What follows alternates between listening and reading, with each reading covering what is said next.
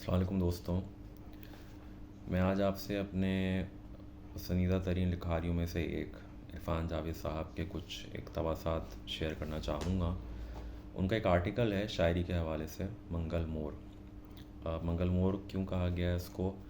منگل عام طور پہ خوشی کی علامت ہے، اور مور کا رقص ایک خود مست شاعر کی علامت ہے، تو اس وجہ سے انہوں نے اس کو منگل مور کا نام دیا ہے۔ تو چلیے شروع کرتے ہیں۔ شاعر کا ذہن رسا ایک ایسا کارخانہ ہے جہاں سے فن و خیال کے پیکر ڈھل کر نکلتے ہیں، اس کی ذات اس کی تخلیق سے منفی ہو جاتی ہے۔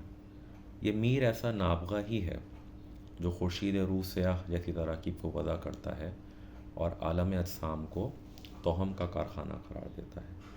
غالب جیسا بے بدل شاعر فسوسادی میں کمال پاتا ہے اور بادہ خواری کے سبب اپنے آپ کو ولایت سے محروم قرار دیتا ہے۔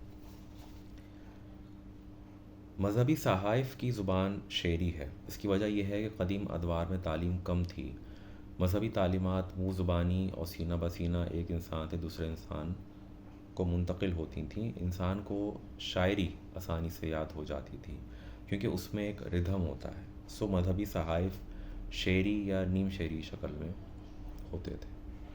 یہ بھی کہا جا سکتا ہے کہ انسان کے اندر ایک فطری موسیقی، لے، سر، تال اور غنائیت ہے۔ جب کوئی لے یا الفاظ کی پھوار اس کے فطری جوہر سے ہم آہنگ ہو جاتی ہے تو زیادہ پر اثر ہوتی ہے۔ گویا انسان کے اندر موسیقی اس کے دل کی متعین دھڑکن سے ہم رکاب ہے، اس کی شریانوں میں گردش کرتے خون سے ہم آہنگ ہے، اور اس کے بدن میں کروٹیں لیتی زندگی سے مربوط ہے۔ اچھا، اگلا اقتباس جو آپ کو سنانے جا رہا ہوں یہ مجھے ذاتی طور پر بہت پسند ہے، اور اس میں تھوڑے الفاظ نسبتاً ثقیل ہیں، تو اس کو غور سے سنیے گا۔ یہاں پہ وہ یہ سمجھانا چاہ رہے ہیں کہ یہاں کی جو سرزمین ہے بر صغیر کی، یہاں کی شاعری میں کیا خاص بات ہے۔ دیسی خمیر میں گندھی ہند میں شاعری کی روایت ایک دوسری طرح کی مہک لیے سرزمین کو معطر کرتی ہے۔ ایک سکون اور شانتی ہے، پرشکو محلات کے دالانوں میں ٹھہری ہیبت ناک روح میں حلول کرتی پراسراریت ہے۔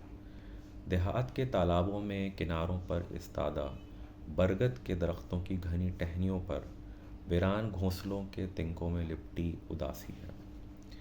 آباد حویلیوں کے کمروں میں دھرے پلنگوں کے تکیوں کے نیچے رکھی کہانیوں کی رازدارانہ باس ہے۔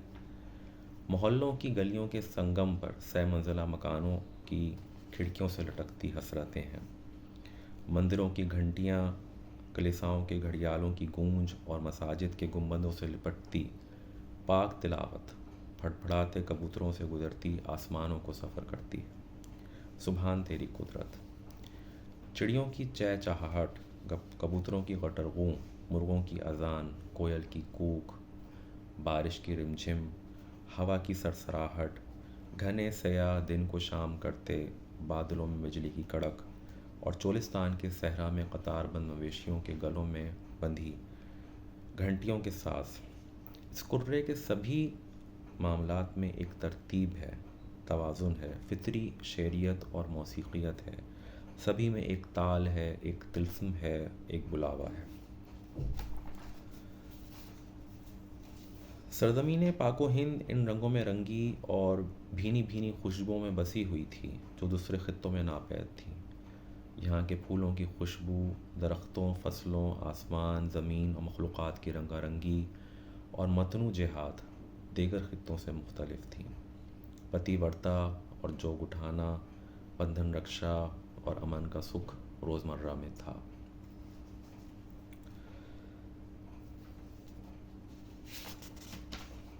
ایک خپتی مجنون اور شاعر کے تخیل کے راستے آزمودہ اور معلوم راستوں سے مختلف ہوتے ہیں۔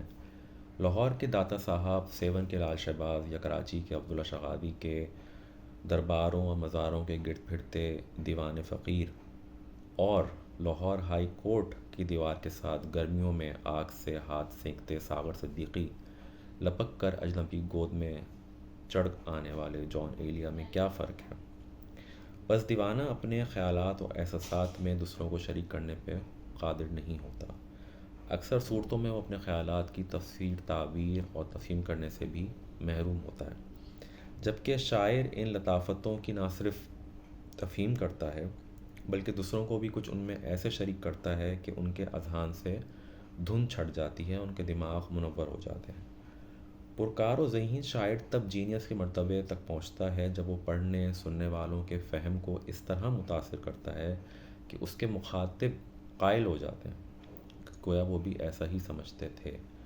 وہ اپنا کشف دوسروں پر وارد کر دیتا ہے، وہ سمجھتے ہیں گویا شاعر نے ان کے اندر کہیں خوابیدہ خیال کو اپنی زبان میں کہہ دیا ہے۔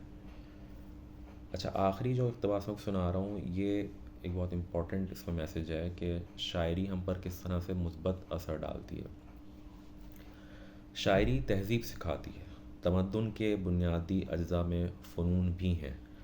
فن کیتھارسس کا باعث ہے، جذبات کی تسکین کا ذریعہ ہے اور جذبات کو نظم و ترتیب بھی دیتا ہے۔ جذبات کے حیوانی مظاہر کے اوپر لطافت و تہذیب کو فوقیت دیتا ہے۔ جذبات انسانی جبلت سے برآمد ہوتے ہیں، انہیں مثبت اور منفی رنگ دے کے بڑھایا یا گھٹایا نہیں جا سکتا، البتہ رخ دیا جا سکتا ہے، شکل دی جا سکتی ہے۔ گرم مزاج کو راستے دکھلا دیے جائیں تو وہ تقریب سے گریز ہی کرے گا۔ مجھے امید ہے کہ آپ کو یہ اقتباس پسند آئے ہوں گے، اور میں انشاءاللہ آگے بھی آپ سے اپنے جو پسندیدہ رائٹرز ہیں ان کے اقتباسات شیئر کرتا رہوں گا۔ شکریہ۔